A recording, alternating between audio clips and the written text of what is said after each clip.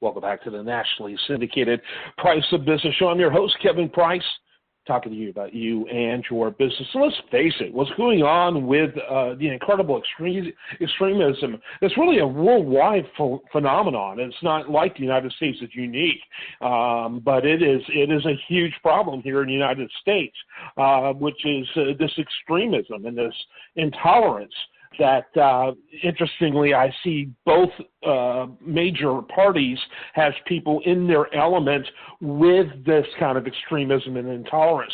And what's particularly interesting is that there's one group in particular that gets targeted by both the left and the right, which is the Jewish community, the Jewish population. I find that fascinating. Usually these extremists, have a list of people they are intolerant of, but usually it doesn't line up. But you can find it on both the left and the right. And now, all of a sudden, with Elon Musk creating a Wild West environment on Twitter, it's getting all the stranger, if you will.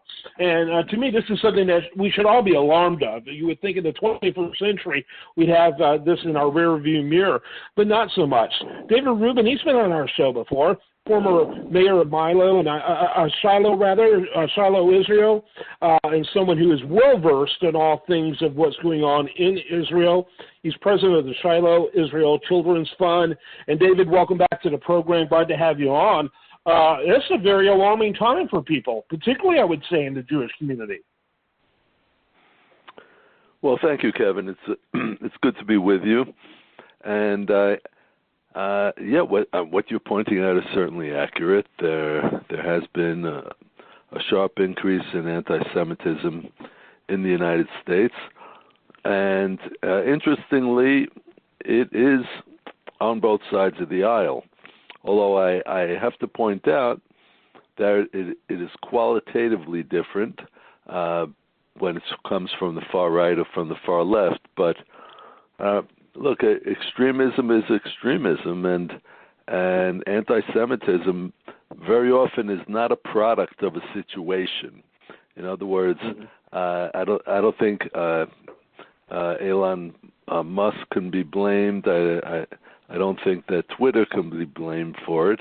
It is a product of people who are upset and angered and polarized and looking for scapegoats. Yeah, and I agree with that. And obviously the Democrats for years historically, has really linked themselves with the Jewish population. And obviously as a voting bloc, they still vote primarily. I know from the recent numbers, in spite of the fact there's been growing influence in the Republican Party of the Jewish population, there's been a connection there between Democrats and the Jewish community. And to me, it's odd that there would be any anti-Semitism in that community, considering the financial support they've gotten, considering, the linkage that they've had in terms of intellectual capital that they've gotten from the Jewish community. To me, I find it bizarre, absolutely bizarre.